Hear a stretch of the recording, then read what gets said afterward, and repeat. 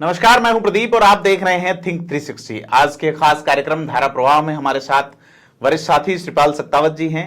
आज बात करेंगे सचिन पायलट की रैली का क्या आउटकम आएगा, उनकी राजनीति की आगे की दिशा क्या होगी। अशोक गहलोत जो कि उस रैली के दौरान लगातार 3 घंटे तक जनसुनवाई करते रहे, उनका क्या अगला स्टेप होगा, इस चर्चा में शामिल होंगे। वसुंधरा राजे का क्या स्टेप होगा, गजेंद्र सिंह शेखावत क्या करेंगे, अधीर रंजन चौधरी का जो बयान आया है, और कर्नाटक में बनने वाली सरकार का राजस्थान पे क्या असर पड़ेगा। इन तमाम एनालिसिस पे बात करने के लिए सर बहुत बहुत स्वागत आपका। सर, क्या लगता है कल की रैली, लोग ये मान रहे हैं कि एक बड़ा भूचाल राजस्थान की राजनीति में आने की उम्मीद लोग कर रहे हैं।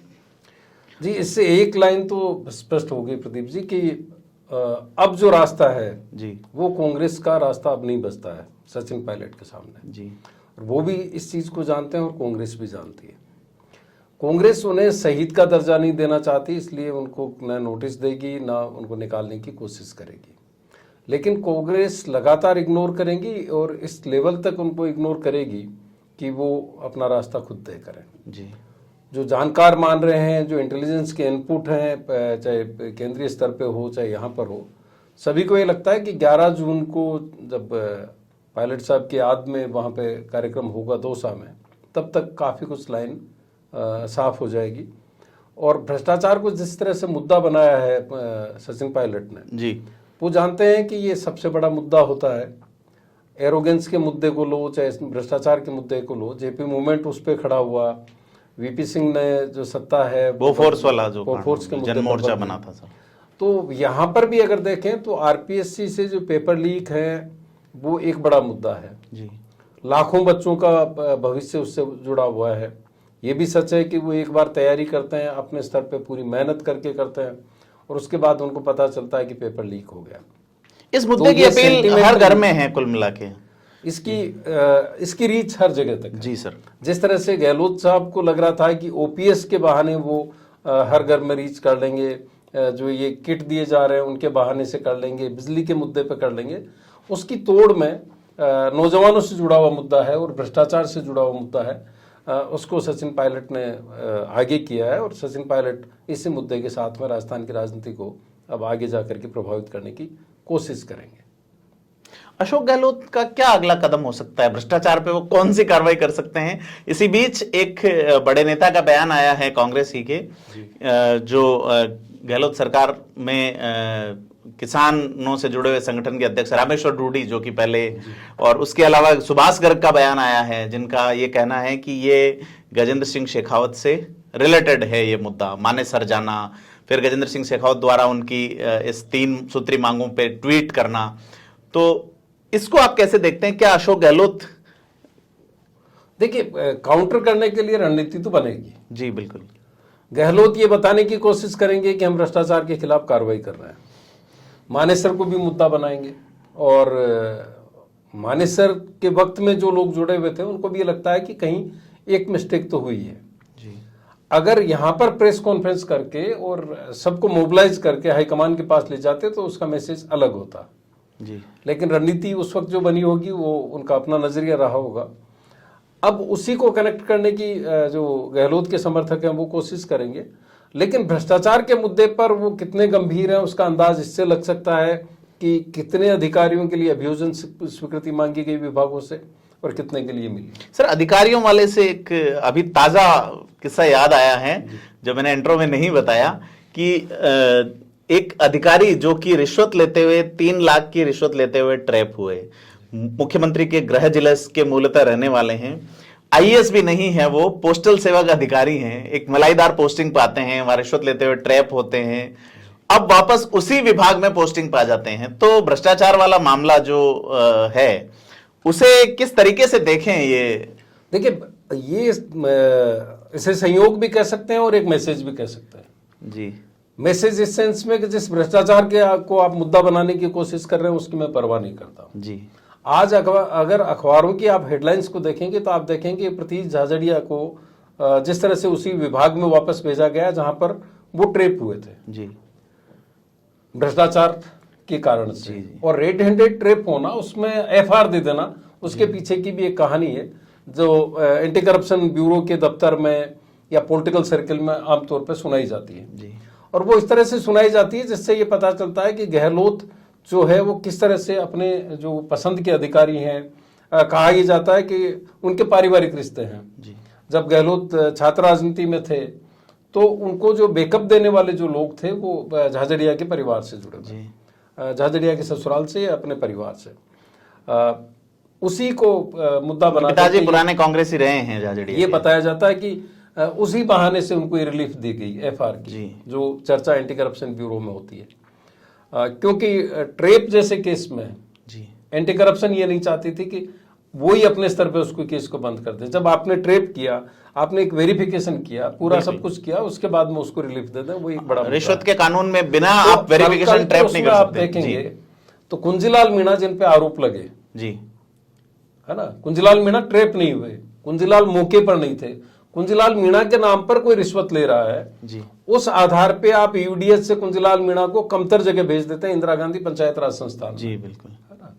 लेकिन प्रतीक झाझड़िया जो ट्रेप होते हैं, एक अलग किस्म से उनको एफआर मिलती है और उसी विभाग में आप वापस भेज देते हैं जहां पे उन्होंने ये बड़ा। सर एक सवाल मैं आपसे पूछना चाहूंगा, वैसे अधिकारी किसी जाति समूहों से नहीं आते, कुंजीलाल मीणा जो कि एसटी वर्ग से आते हैं, तो इसे सवाल बनाया जाना चाहिए मेरे नजर में कि चूंकि जाति वर्ग में सरकार ही बांटने की कोशिश कर रही है, पहले गुर्जर समाज के नाम पे अधिकारियों को इकट्ठा करके और एक बात कही गई, तो क्या मैं इसे ऐसे देखूं कि वो एक ऐसे वर्ग से जो अधिकारी हैं तो उन्हें ठंडी पोस्टिंग दी जा रही है या कुछ और प्रभावशाली? देखो, ठंडी मलाईदार पोस्ट देना या इंपॉर्टेंट पोस्ट देना ये तो सरकार का अपना निर्णय है जी, लेकिन एक ही वक्त में दो फैसले करना, आप एक तरफ तो मैसेज देना चाह रहे हैं कि आप भ्रष्टाचार को लेकर जीरो टॉलरेंस शब्द है जो कि घिसा जाता है बार बार मंत्रियों द्वारा, तो एक तरफ तो आप यूडीएच के महकमे से हटा करके उनको इंदिरा गांधी पंचायत राज में भेज देना जी, दूसरी तरफ जो आदमी ट्रेप हुआ जी, जिसका किस्सा पुराना नहीं हुआ, आप उसी मूल विभाग में भेज देते हैं।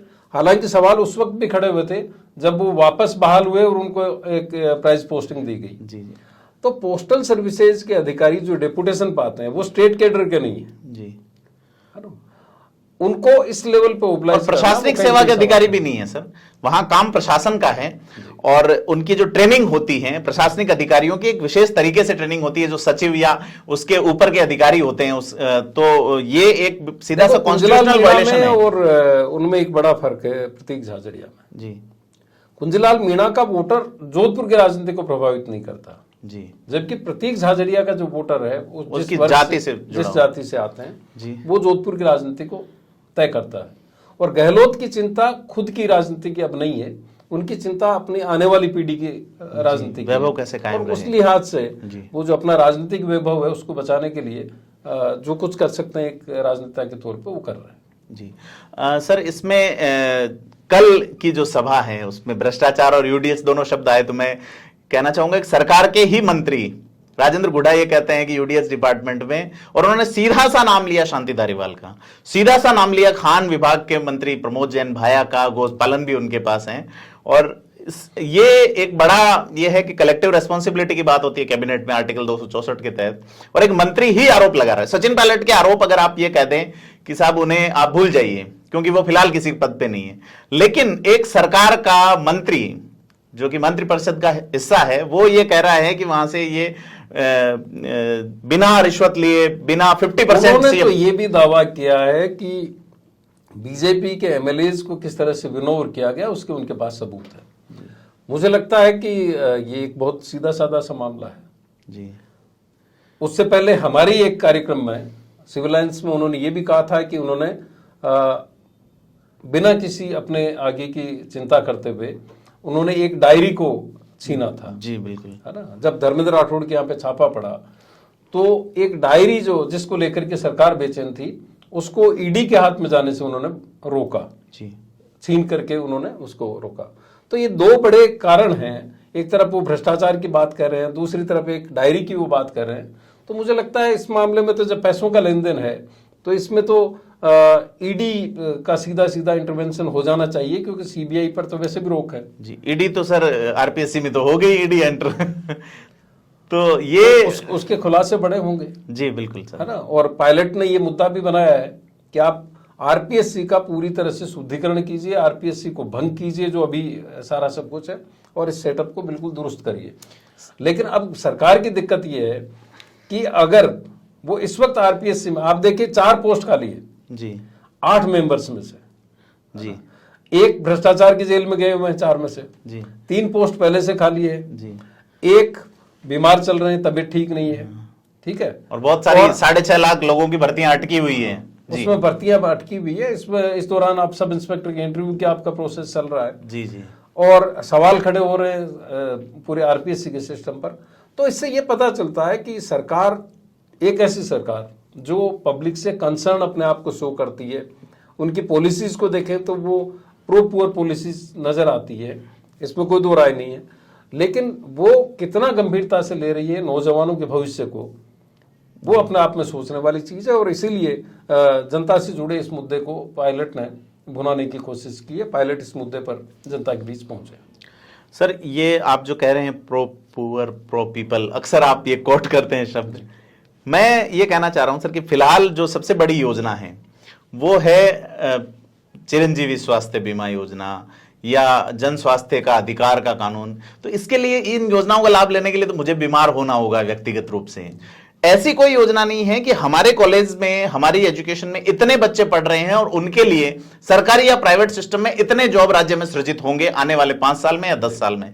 तो ऐसा कोई कंसेप्ट नहीं है। लोक कल्याणकारी राज्य की जो बात है उसमें यह है कि आप बीमार हो जाओगे तो हम ठीक कर देंगे, आप मर जाओगे तो पहले हम 5 दे रहे थे अब 10 देंगे। तो मरना और बीमार होना ही अगर लोक कल्याण है तो मैं व्यक्तिगत तौर पे सर, अगर कुछ ग्रामीण क्षेत्र पे, कुछ ग्रामीण क्षेत्रों में कुछ मित्रों की भर्ती जरूर हुई है जी कॉन्ट्रैक्ट बेसिस जी, मैंने कई मित्रों के उस पे देखा है व्हाट्सएप पे जी, उनको टास्क दिया जाता है कि वो किस तरह से जो सीएम के खिलाफ बोलने वालों को किस तरह से आप टारगेट करें, किस तरह से आप वापस ट्रोल करें, किस तरह से सचिन पायलट को आप घेर सकते हैं जी। आप ये देखिए कि वो पैसा जो है वो मेरा आपका पब्लिक के टैक्स का पैसा है ना, वो कोई सरकार अपनी जेब से नहीं देती है जी। उस पैसे का इस्तेमाल किस में हो रहा है? सिर्फ ट्रोल करने में। सरकार की योजनाओं को आगे बढ़ाने के लिए आपके पास में डीपीआर डिपार्टमेंट है, डीपीआर के जरिए आप पब्लिसिटी। सर डीपीआर की भी बात आई, डीपीआर की कुछ गाड़ियों का इश्यू आया था कि गाड़ियां डिजाइन बॉक्स कंपनी के लोगों को दी जा रही है, सरकारी अधिकारियों की गाड़ियां, और उस एक गाड़ी से एक्सीडेंट होने की बात सामने आई जिसमें एक व्यक्ति हताहत भी हुआ है। तो ये तो सीधा सीधा उसमें एक एपीआरओ जो मौके पर नहीं है उसकी तरफ से एक एफआईआर एक्सीडेंट की दर्ज करवाई गई है। आप ये देखेंगे कि अगर उसकी जांच हो तो एपीआरओ का मोबाइल की लोकेशन अलग आएगी जी, एपीआरओ की वहां मौजूदगी नहीं, लेकिन चूंकि एक्सीडेंट हो गया तो अब कोई क्षतिपूर्ति करनी होगी। लेकिन आप ये देखेंगे कि इस तरह की जो गफलत है उसी को अपोजिशन भी मुद्दा बनाने की कोशिश कर रहा है, उसी को सचिन पायलट मुद्दा बनाने की कोशिश कर रहे हैं। लेकिन अभी जो सीधे सीधे तौर पर दिख रहा है वो ये दिख रहा है कि आने वाला चुनाव त्रिकोणीय हो सकता है। पायलट अपने दम पर एक नया राजनीतिक दल या किसी नई शक्ति के उदय की तरफ जा सकते हैं, ऐसी संभावना है। राजनीतिक संभावनाओं का खेल है, आखिर तक ये कोशिश हो सकती है कि कैसे पायलट को रोका जाए। हालांकि पायलट के पास अब रुकने के कोई बहाने नहीं है जी, लेकिन हो सकता है उनकी एक ऐसी कोई डिमांड पूरी हो जाए। सर अधीर रंजन चौधरी ने कह दिया साफ तौर पे, जो कि लोकसभा में कांग्रेस के नेता हैं, उन्होंने कहा है कि हमारे अगर सीएम की लिस्ट बनाई जाए, 4 राज्यों में फिलहाल सरकार है कर्नाटक समेत, तो नंबर 1 सीएम अशोक गहलोत हैं। तो आलाकमान के जो लोग हैं उनका तो इशारा स्पष्ट है। डीके शिव कुमार की ओर से भी जो कहा जा रहा है कि मुझे सीएम नहीं बनाया गया तो मैं बगावत नहीं करूंगा, तो बगावत तो पायलट कर रहे हैं, तो इशारा सीधा सा इधर नजर आता है। नहीं, बगावत नहीं करूंगा राजनीति में जो कहा जाता है वो हो ये जरूरी नहीं है जी, लेकिन डीके शिव कुमार भी उसी पीड़ा के साथ रहेंगे।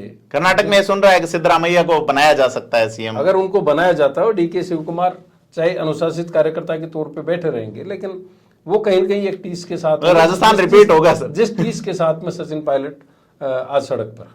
जी जी, तो लगता है राजस्थान रिपीट होगा वहां पे, बहुत ज्यादा संभावना है जी। और उसी पर चूंकि अपोजिशन में बीजेपी है तो उसकी निगाह है। सर वसुंधरा राजे का क्या रोल रहेगा? कर्नाटक के बाद बीजेपी में स्थिति बदली है कि एक तो यह हुआ है कि प्रधानमंत्री नरेंद्र मोदी का चेहरा जो है उसके ऊपर चुनाव लड़ा गया था। 50% सीटें ही वहां आ पाई जहां प्रधानमंत्री जी ने रैलियां की थी वगैरह।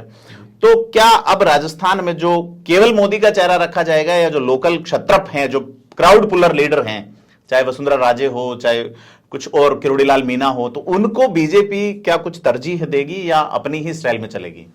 देखिए, मुझे लगता है कर्नाटक के चुनाव के बाद में रणनीति तो बीजेपी अलग तरह से बनाएगी जी, क्योंकि ये रिस्क नहीं लेगी। अब 2024 का चुनाव सामने है। 2024 में आपको लोकसभा का चुनाव वापस फेस करना है। हालांकि प्रधानमंत्री का जो चेहरा है मोदी का, लोकसभा चुनाव के हिसाब से वो बड़ा चेहरा है, उसके सामने अभी उस तरह का चेहरा अपोजिशन खड़ा नहीं कर पाया है।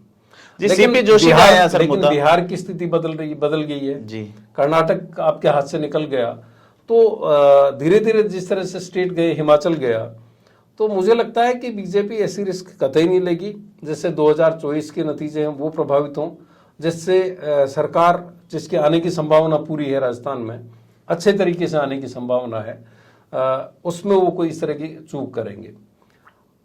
मुझे लगता है कि अब लोकल इश्यूज पे बात होगी, लोकल लीडर्स को आगे करने की बात होगी, और उसी हिसाब से जो क्राउड पुलर जो है, जो भीड़ खींचने की क्षमता रखते हैं, चाहे वसुंधरा राजे सिंधिया हो, चाहे किरोड़ीलाल मीणा हो, या दूसरे इस तरह के तमाम नेता हैं, उनको आगे करने की बात या उनको साथ लेकर के चलने की बात हो सकती है। जी, दिल्ली के कुछ साथी ये भी बता रहे हैं कि अगर मोदी कैबिनेट का रिशफल होता है तो उसमें किरोड़ीलाल मीणा कैबिनेट मिनिस्टर के तौर पे स्थापित किए जा सकते हैं, ऐसा सुनने में आ रहा है। फेरबदल की चर्चाएं इस तरह की है, और जो गहलोत सरकार है उसको तो पूरी उम्मीद है कि गजेंद्र सिंह शेखावत और कैलाश चौधरी जैसे जो पश्चिमी राजस्थान के नेता है उनको साइडलाइन किया जा सकता है।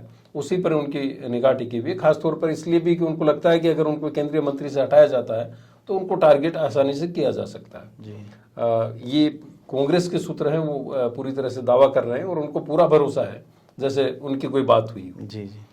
लेकिन जो फेरबदल होगा, रिसफल होगा, उसमें निश्चित रूप से आप मध्य प्रदेश की छाया देखेंगे, छत्तीसगढ़ की देखेंगे, राजस्थान की देखेंगे, और मुझे लगता है चाहे रमन सिंह हो, चाहे शिवराज सिंह हो, चाहे वसुंधरा राजे सिंधिया हो, उनकी अहमियत आने वाले वक्त में बढ़ती हुई आपको नजर आएगी। पार्टी मतलब सभी को साथ लेके उनको चुनाव लड़ना ही होगा। हो सकता है मुख्यमंत्री का चेहरा कोई घोषित ना करे, क्योंकि कल एक बड़ी भूमिका में वो आपको नजर आए। कल मैं सीपी जोशी का, जो राजस्थान के अध्यक्ष हैं बीजेपी, उनका स्पीच सुन रहा था। उन्होंने भ्रष्टाचार का मुद्दा उन्होंने भी उठाया। उन्होंने कर्नाटक में मुद्दा था 40% सीएम, यहाँ उन्होंने 50% सीएम का उठाया है। तो ये कॉपी पेस्ट से तो लगता नहीं कि काम चलेगा सर। देखिए, स्ट्रेटेजिकली के आने के बाद में आप चीजें बदलती हुई देखेंगे जी, है ना। एक बदलाव होता है तो निश्चित रूप से कुछ उसके पॉजिटिव और नेगेटिव फैक्टर दोनों होते हैं जी। और युवा हैं तो निश्चित रूप से वो अब अपनी तरफ से कोशिश करेंगे। लेकिन फिलहाल जो राजनीति को जो फैक्टर राजस्थान में प्रभावित करता नजर आ रहा है वो सचिन पायलट का फैक्टर है, और उसको चाहे कांग्रेस कितना मार्जिनलाइज करने की कोशिश करे, अगर सचिन पायलट को तीसरा रास्ता पकड़ते हैं और कांग्रेस नहीं साथ पाती है तो आप ये मान के चलिए कि राजस्थान के कई हिस्सों में कांग्रेस के लिए बहुत बड़ी दिक्कत आने वाली है। सर, बिजली की दरों को लेके बात चल रही है कि आपने 100 यूनिट कम कर दी, रेट्स बढ़ा दी। राजेंद्र राठौड़ ने आज प्रेस कॉन्फ्रेंस की है और ये कहा है कि सरकार इस जेब में हाथ डाल के उस जेब का माल निकाल रही है। वो तो जादू का तरीका ही होता है। जी।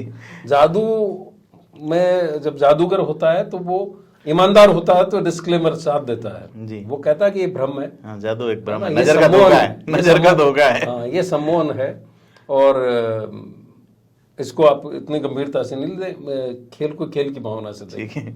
तो ये भी एक जादू है कि आप उसी व्यक्ति की जेब से पैसा निकाल रहे हैं, उसी की दूसरी जेब में डाल रहे हैं। आप एक तरफ रिलीफ देने की बात कर रहे हैं, दूसरी तरफ फ्यूल चार्ज के नाम पर आप उससे कई गुना ज्यादा पैसा वसूल कर रहे हैं। जी। तो ये था आज का धारा प्रवाह कार्यक्रम, जिसमें हमने हमारे वरिष्ठ साथी श्रीपाल सक्तावत जी से बात की और राजस्थान से जुड़े हुए तमाम पहलुओं पे हमने एक लंबा डिस्कशन किया। राजस्थान की राजनीति से जुड़े हुए खास पहलुओं और खास मुद्दों से रूबरू होने के लिए सब्सक्राइब करें थिंक 360 को।